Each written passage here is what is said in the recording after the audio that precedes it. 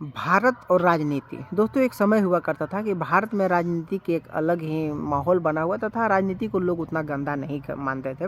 लेकिन आज आप देख रहे हैं कि लोग कुर्सी बचाने के चक्कर में, राजनीति करने के चक्कर में किस तरह से केजरीवाल को आप देख रहे हैं कि किस तरह से वो मुस्लिमों का साथ देता है, कि मुस्लिमों का समर्थन करता है तथा भारत में जो दिल्ली के क्षेत्र में बाहर से आए हुए रोहिंग्या मुसलमान जो है ना, उनके लिए केजरीवाल के द्वारा बाकायदा अलग से कॉलोनी बना करके दिया जा रहा है तथा केजरीवाल अपने मंत्रिमंडल में जितना हो सके उतना मुस्लिमों को डाल रहा है तथा हमेशा से मुस्लिमों का समर्थन करते आया है। इसी प्रकार से आप बिहार में तेजस्वी यादव को देख सकते हैं कि किस तरह से वो मुसलमानों का समर्थन करता है तथा मुसलमानों को अपने दिल में रखता है। यादव होते हुए भी यादवों को वो नहीं मानता, लेकिन मुसलमानों को ज़रूर मानता है। और अखिलेश यादव को आप जानते ही हैं, जो कि भरी सभा में कह चुका है कि हमारी जो बेटियां, बहू बेटियां हैं ना, वो हिंदू नहीं है, मुस्लिम लड़कियां हमारी बहू बेटियां हैं।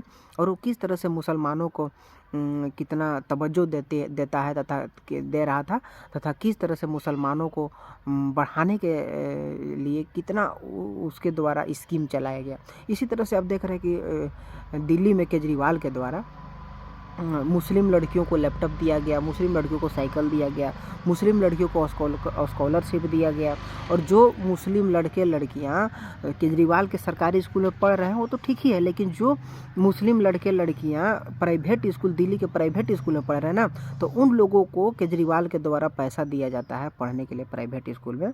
जिस तरह से सरकारी जो लोग होते हैं उनके बच्चों को जिस तरह से दिया जाता है ना, उस तरह से केजरीवाल जो दिल्ली के हर मुसलमान के लड़के लड़कियों को देता है। ऐसे घटिया नीति अपनाई जा रही है भारत के मुख्यमंत्री के द्वारा, दिल्ली के मुख्यमंत्री के द्वारा। इसी तरह से आप देख रहे हैं कि पश्चिम बंगाल में ममता बनर्जी किस हद तक हिंदुओं से घृणा करती है तथा किस हद तक भारत में जो पश्चिम बंगाल में जो बांग्लादेश से रोहिंग्या आए हुए रहते हैं ना, उन लोगों को कैसे आधार कार्ड बनाया जाता है, किस तरह से राशन कार्ड बनाया जाता है, वोटर आईडी कार्ड बनाया जाता है तथा उन लोगों से वोट लिया जाता है। और उन लोगों को भारत में जितना भारत के लोगों को सुविधा नहीं दी जाती है ना, उतना सुविधा ममता बनर्जी के द्वारा रोहिंग्या मुसलमानों को दिया जा रहा है पश्चिम बंगाल में। तो सोचिए कि भारत के आने वाले समय में भारत की स्थिति क्या होने वाली है और कहाँ से जो हमारा भारत जो सोने का स्वर्ग हुआ करता था, टुकड़ा हुआ करता था, वो आज नर्क बनने के कगार पर है। और वो नर्क बनाने का काम सिर्फ और सिर्फ मुसलमानों के द्वारा किया जाएगा।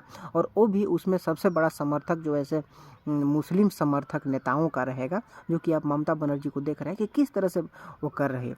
और अभी जो भारत में जेएम की सरकार चल रही है, हेमंत सोरेन की सरकार चल रही है, तो भारत में भी वैसी ही स्थिति हो रही है। आप अभी देख रहे हैं कि भारत के जितने भी सरकारी स्कूल है उसका पेंट पचौड़ा जो किया जा रहा है ना, कब्रिस्तान के आधार पर किया जा रहा है। यानी कि जिस प्रकार से झारखंड के कब्रिस्तान में पेंट किया जा रहा है ना, उसी प्रकार से झारखंड के सारे सरकारी स्कूल में पेंट किए जा रहे हैं। इसी तरह से जो सरकारी स्कूल के बच्चों का ड्रेस है वो भी मुसलमानों के आधार पर किया जा रहा है। जिस तरह से मुसलमानों की पगड़ियाँ होती हैं, मुसलमानों का पोशाक होता है, वैसा किया जा रहा है। तो सोचिए कि भारत में कुछ कुछ राज्य है जहाँ पर कि कांग्रेस के समर्थक जो नेता है, कांग्रेस के समर्थक जो पार्टियां हैं, उन लोगों के द्वारा शासन किया जा रहा है। तो किस हद तक उन्हें इस्लामिक जगह बनाने का प्रयास किया जा रहा है। और भारत में कुछ कुछ राज्य ऐसे हैं जहाँ पर कि मुस्लिम समर्थक पार्टियां हैं, तो उन लोगों के द्वारा उर्दू को विशेष भाषा का प्रावधान किया जा रहा है, विशेष भाषा का दर्जा दिया जा रहा है। और यहाँ तक कि झारखंड में हिंदी को हटा करके उर्दू को लाया गया विशेष भाषा के रूप में। तो सोचिए कि झारखंड की स्थिति, भारत की स्थिति किस हद तक, जहाँ पर बीजेपी सरकार नहीं है, जहाँ पर मुसलमानों की सपोर्ट वाली पार्टियां हैं, उन लोगों के द्वारा किस आधार पर यहाँ पर शासन किया जा रहा है इन मुख्यमंत्रियों के द्वारा, जो कि बहुत ही चिंतनीय विषय है। लेकिन हम अपने काम में, हम अपने रोजी रोजगार में इतना व्यस्त है कि हमें इन सब चीज़ों को सोचने के लिए थोड़ा सा भी टाइम नहीं है।